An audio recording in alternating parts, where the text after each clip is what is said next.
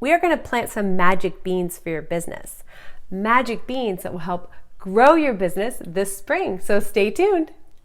This is the second in our planting some magic beans, right? We are planting them here in creating a consistently great customer service experience so we can retain those customers that we spent a lot of money getting to grow our business.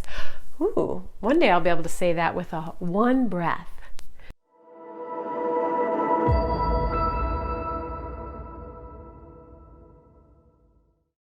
Being in small business, maybe you have employees, maybe it's a me, myself, and I type deal. This is still a similar goal. So what we want in our business is growth.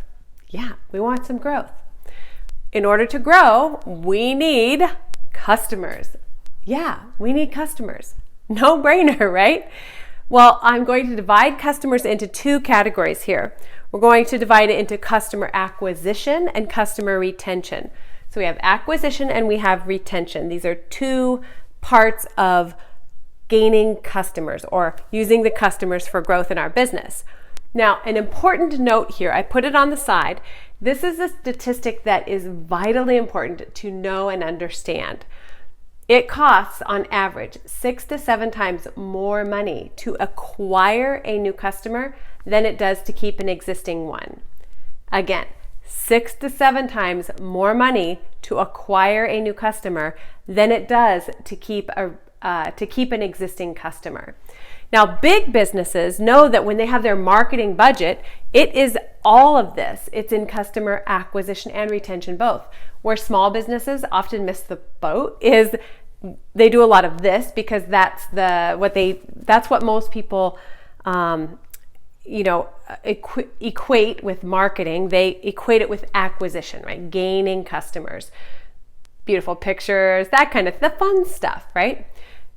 Retention is something that big businesses also put in this budget that many smaller businesses miss. I am going to focus on the retention portion because probably you don't have a problem with this. This is an important part of business. Acquisition is continually getting new customers. Important part. Also an important part. As you know, because it costs so much more to acquire a new customer than it does to keep an existing one. If you're ignoring the retention part of your business, you're wasting so much money. Scads of money. Scads. That's a lot. So we are going to go down the growth with customers in the retention bucket here. In order to retain our customers, not gain new ones, but retain them, what retains our customers? What do they want basically? Customers want consistency. Okay, they want consistency in two areas. They want consistency, again, I've broken it down into product and service. They would like a consistent product experience, and they would also like a consistent customer service experience. Now, when I'm talking about product, you might be thinking, well, I have like a spa and that's a service. That goes here into this category when I speak about product. Product could be something that you create or something that you do. Okay, that goes here. This, baby, this is all you. You are here. You probably have training systems, recipes, onboarding, videos, SOPs, training manuals, that kind of thing to make sure that you deliver consistently great product to your customers so that whether you are acquiring or retaining customers, you're giving them a consistent product experience. This is probably something you already do. It's natural to you. And that's great. This is also probably the reason that you got into business in the first place. This is your passion. That's my guess. If we are ignoring this portion, we are ignoring a gigantic piece of the financial puzzle. Consistency in service experience. Let's say that I am a customer and I'm a customer that you're wanting to get for your growth, and you've spent a lot of money acquiring me as a new customer. I came in and I had the most amazing paella at your place. I love this paella, man. The product was great. And at the same time, I came in and I felt like $1,000,000. I mean, the hostess and my waiter, they paid attention to me. I felt special. I felt well cared for. I felt important. These are things that I feel, and I'm using that language specifically, feel. I felt important, and I had a great service experience at your place. I had a great product experience with this phenomenal paella, and I had a great service experience. Big, expensive brands, they get this. If you've ever been into a high-end luxury company, they get this part of creating this really important service experience that makes you feel like $1 million. If you haven't been in a company that does that, just go in. Just go into one of them. They get it. This is a part of small businesses that we miss. However, we could definitely copy it. And that's right where we're going to go. This is where I'm excited to plant some magic beans. So let's say you've acquired me because of this phenomenal paella. I had a great service experience, and now I want to bring in my boss. I want to set the stage, wine and dine my boss, because I am going to pitch a huge salary increase and a project for myself. And I'm going to use your space as a place for this. So I bring in my boss. I am now here in the retention part, and I'm bringing in with me my boss as a new customer to experience this stuff. If when we come in, we have this great paella, but we are ignored, there's a new wait staff, we feel ignored, we have to ask for stuff, we are not, they don't even refill our water, it's just not good, right? We felt ignored, it was awkward, my boss wasn't impressed, I lost the pitch. I wouldn't be coming back, and neither would I be bringing more people. Do you see how it's important that this service experience is a place that we really focus on? Product, yes, absolutely focus on that. But we have to focus on the service experience and providing a consistently great service experience in order to retain the customers we spent so much money acquiring in the first place. See how this works? This is where we're going to plant some magic beans. This is you. This is where I can help. Here are our magic beans. I was going to take a handful and drop them, and then I decided that was a bad idea because I was going to have to clean them up. So this is what you get. There's your magic beans.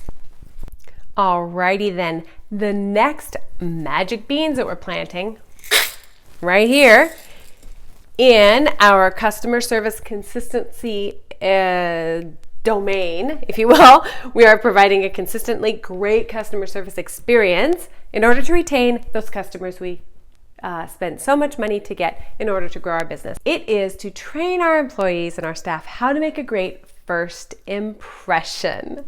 Right here, first impressions. There's a thing that I like to teach called the trifecta, and it is extremely important. Extremely important if you want to consistently create a great customer experience. The trifecta, of course, tri means three. The trifecta is composed of three things. These three things are simple, but they're not at all easy. They are eye contact, a smile, and a greeting. Now, I'm not saying that you always need to have eye contact, smile, and greet everyone and pounce on them when they walk into the door. And if you are somebody, a bean counter, you're one of those great people that does all the numbers and you're back in your own dark room all by yourself, yeah, you don't need to have a smile all the time. That's fine. I am talking specifically to people who interact with customers face to face. These three things are a must.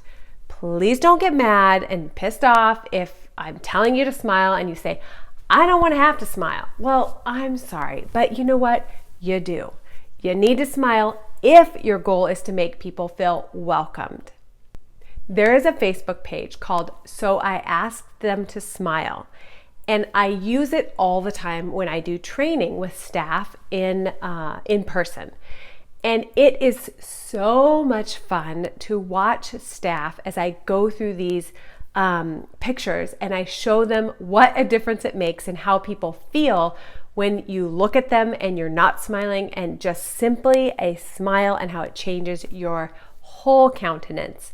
One of the things that I found was difficult actually to train myself and our staff in was this, the first in the trifecta, the eye contact. Immediately when someone comes in, we need to give them the eye contact. I was finding that my staff, when we had the hotel, was finishing up their project. They were doing their things and someone would come in, right? They're doing the last of the reservation or finishing up a project I gave to them or something. And in comes the customer, and the customer's looking at the top of their head until they like finish up and I'll be right with you. And then they look at them. Not the first impression that we want to give. We want people to feel right away excited that they are there. We want them to feel like we are excited that they are there. Think about it this way. If you have a long lost friend that you haven't seen for a while, or a cousin or a niece or a nephew or your kid, and you're really stoked to see them, you jump up the moment that you see them drive in the driveway and you run out and you give them a big hug or whatever it is. You look at them right away. If you're really excited about their arrival, you don't just keep reading your book. That would be like, wah, wah, how sad that they're here. I would feel horrible. No, you get up and you run and you join, you go and see them and you're excited. We don't want to quite be that exuberant with our guests or our customers, but we can apply the same principles most definitely with a trifecta: eye contact, smile, and a greeting. The eye contact has to happen immediately when they enter. The smile has to follow up right away as well, because you know the look that your parent used to give you? The look that didn't take any words at all? The look that stopped you in your tracks when you were doing something you weren't supposed to be doing? The look that communicated, you better knock it off right now, Mr. or Missy, or you know what? You know what I'm talking about. That's eye contact without a smile right there. Most everyone has experienced it. We do not want our customers to feel like that ever.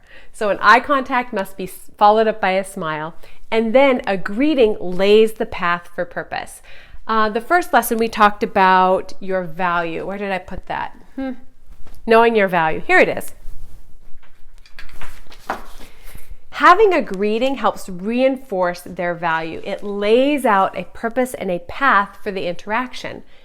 And we want our staff to have purpose, and we want our customers to know what that purpose is. It's not just a place to hang out, right? There's a purpose, there's a reason behind why they're coming in the store, and it's our job as employees to find out why. Now, like I said earlier, the trifecta is simple, but it is not easy. And I created a tool to help you train the trifecta with your staff. I will put the link in the notes below. It's a free download for you, and it helps you to train and helps you to help them understand the importance and the value of doing the trifecta, the big three: the eye contact, smile, and greeting. It also has a link to that Facebook page and some pictures in there that you can use to illustrate the point and really hit it home hard. You can use this video too if you'd like. I'll put those things in the link, in the notes, link, whatever, below, and you can go grab them and use them for your business. Until next time, have a great week, and I will see you soon.